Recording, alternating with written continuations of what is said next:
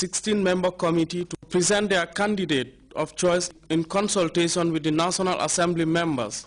A draft resolution was presented appealing to the President to endorse the candidature of acting mayor of KMC, who also doubles as the APRC national mobilizer, Yankuba Koli, a man they say continues to play an important role in the APRC party.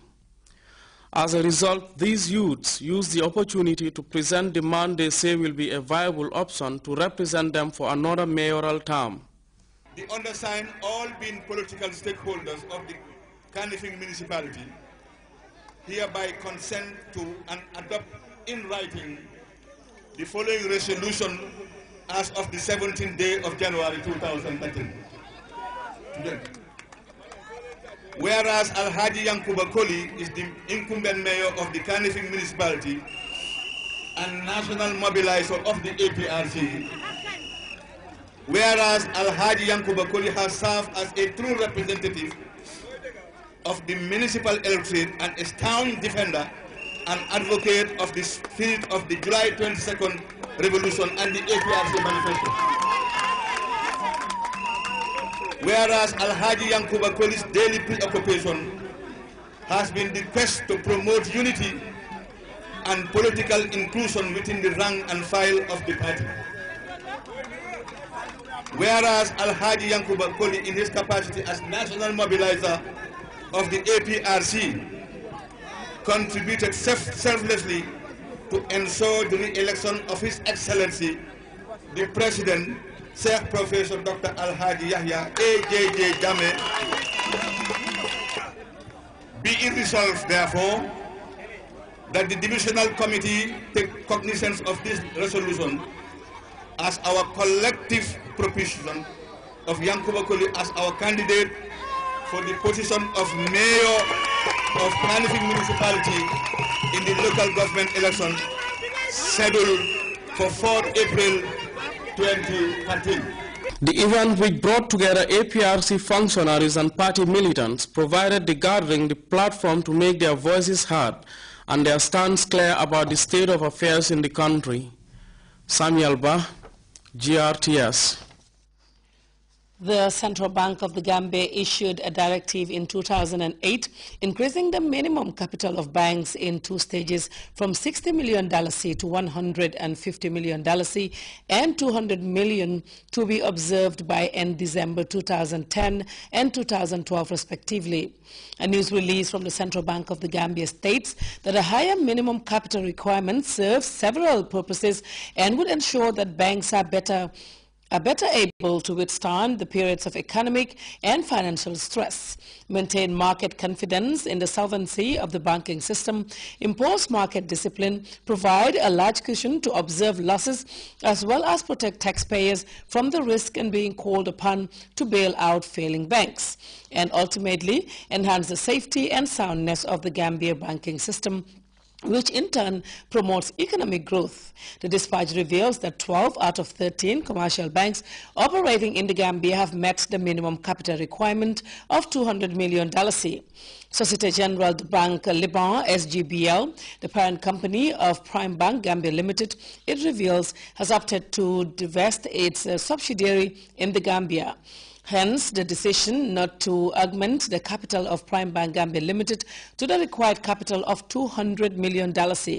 Consequently, the release adds Prime Bank Gambia Limited sought and obtained the approval of the Central Bank of Gambia to go into voluntary liquidation. Prime Bank Gambia Limited, the release stresses, is sufficiently liquid to meet its obligations to depositors, other creditors, and any other person entitled to funds or property thereof. Customers wishing to collect their deposit should contact the liquidator, Panel Care Foster, KPF, at the bank's head office at number 42 Caraba Avenue. It concludes. Well, time now to take our first break. When we come back, we'll take a look at the international news. Stay tuned then.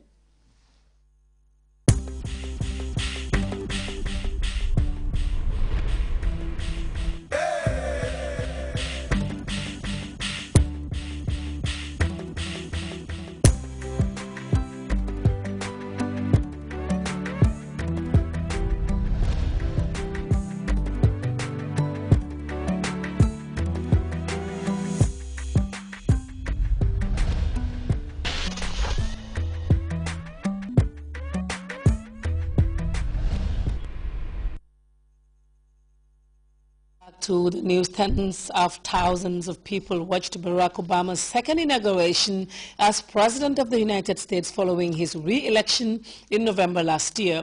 In his speech, President Obama spoke extensively about the importance of upholding the values on which the Republican America was built. Here is an excerpt from Barack Obama's inauguration speech as he begins a new 4-year term of office. Our brave men and women in uniform, tempered by the flames of battle, are unmatched in skill and courage. Our citizens, seared by the memory of those we have lost, know too well the price that is paid for liberty. The knowledge of their sacrifice will keep us forever vigilant against those who would do us harm. But we are also heirs to those who won the peace and not just the war, who turned sworn enemies into the surest of friends, and we must carry those lessons into this time as well. We will defend our people and uphold our values through strength of arms and rule of law. We will show the courage to try and resolve our differences with other nations peacefully, not because we are naive about the dangers we face, but because engagement can more durably lift suspicion and fear. America will remain the anchor of strong alliances in every corner of the globe. And we will renew those institutions that extend our capacity to manage crisis abroad. For no one has a greater stake in a peaceful world than its most powerful nation. We will support democracy from Asia to Africa, from the Americas to the Middle East, because our interests and our conscience compel us to act on behalf of those who long for freedom. And we must be a source of hope to the poor, the sick, the marginalized, the victims of prejudice, not out of mere charity, but because peace in our time requires the constant advance of those principles that our common creed describes: tolerance and opportunity, human dignity, and justice. We, the people, declare today that the most evident of truths, that all of us are created equal, is the star that guides us still. Just as it guided our forebears through Seneca Falls and Selma and Stonewall, just as it guided all those men and women, sung and unsung, who left footprints along this great mall, to hear a preacher say that we cannot walk alone, to hear a king proclaim that our individual freedom is inextricably bound to the freedom of every soul on earth.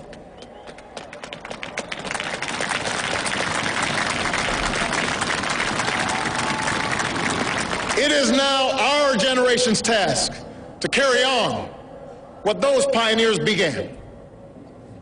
For our journey is not complete until our wives, our mothers, and daughters can earn a living equal to their efforts.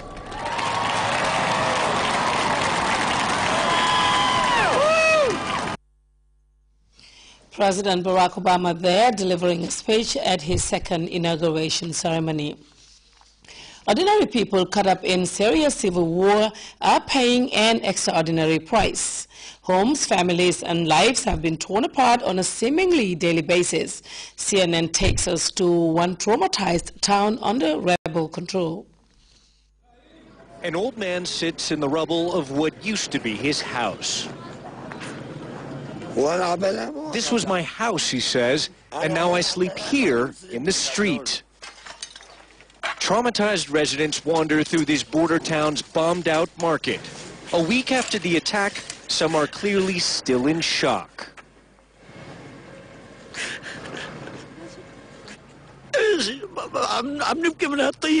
We're crying because of the planes, says this weeping man.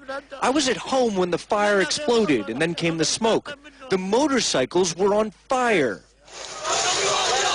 This amateur video shows the immediate horrific aftermath of the airstrikes on January 13th. The organization Doctors Without Borders says the bombs killed at least 20 people here and wounded dozens more.